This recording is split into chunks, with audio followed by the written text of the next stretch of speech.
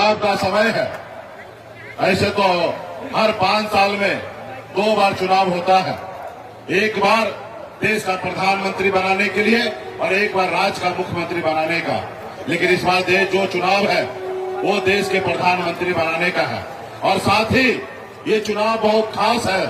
खास इसलिए है साथियों क्योंकि हमारे देश का संविधान जो है वो खतरे में है साथियों।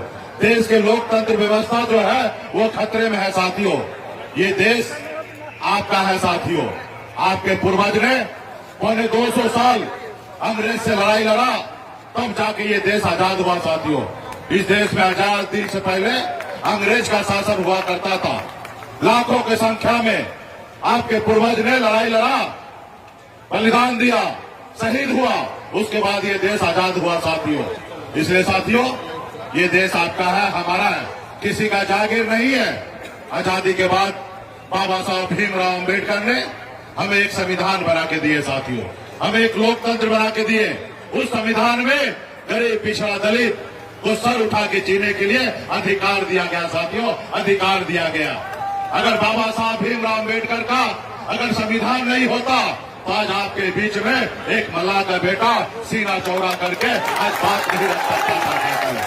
आज हमें इस आजाद भारत में हमें जो भी मिला है वो हमें बाबा साहब भीमराव अम्बेडकर के दिए हुए संविधान से मिला है साथियों।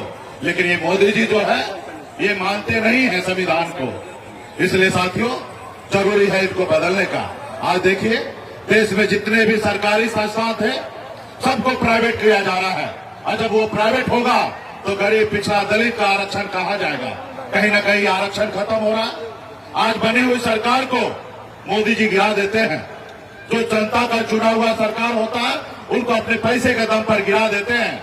किसी का बना हुआ विधायक को खरीद लेते हैं, सांसद को खरीद लेते हैं।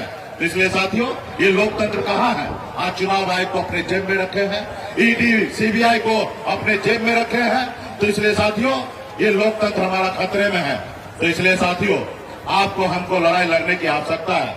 जैसे हमारे पूर्वज ने लड़ाई लड़ा था वैसे हमको लड़ाई लड़ने की आवश्यकता है। आज बताइए एक गरीब मछुआरा परिवार में मैं जन्म लिया, ऐसे परिवार में जन्म लिया जहां एक रोज पिताजी मछली न मारे तो दूसरे रोज घर पे खाना नहीं बनता। इतने गरीब घर में हम जन्म लिए। हम गरीबी से लड़ते लड़ते बॉम्बे जैसे शहर गए, वहां मेहनत किए, मजदूरी किए। 900 रुपया महीने पे मैं नौकरी करता था और नौकरी मेहनत के दम पर बॉम्बे में अपनी बेहतर जिंदगी जीने लगा, मुकाम को हासिल किया। फिर मैं मुड़कर देखा तो मैं तो काफी आगे निकल गया हूं, लेकिन हमारा समाज बहुत पीछे रह गया है। लोग चांद पे घर बनाने के लिए सोच रहा है, लेकिन आज भी बिन बिलदान मुनिया मला चाहे तियारपन पर इन निषाद का, अति पिछड़ा का, दलित भाई के लिए इस धरती पर रहने के लिए घर नहीं है। फिर मैंने बॉम्बे के ऐशोआराम जिंदगी को छोड़कर पिछले 10 सालों से मैं संघर्ष कर रहा हूं, अपने समाज के हक अधिकार के लिए लड़ाई लड़ रहा हूं। आज बताइए क्या मैं गुनाह कर रहा हूं? अपने गरीब लोगों के लिए लड़ाई लड़ना क्या देश में कोई गुनाह है? अब बताइए 2020 में संघर्ष करते करते हमने 4 विधायक बनाया। बिहार में बताया कि मल्लाह का बेटा सिर्फ मछली नहीं मारता है, एक विधायक और सांसद भी बना सकता है। ये बिहार को हमने बताया।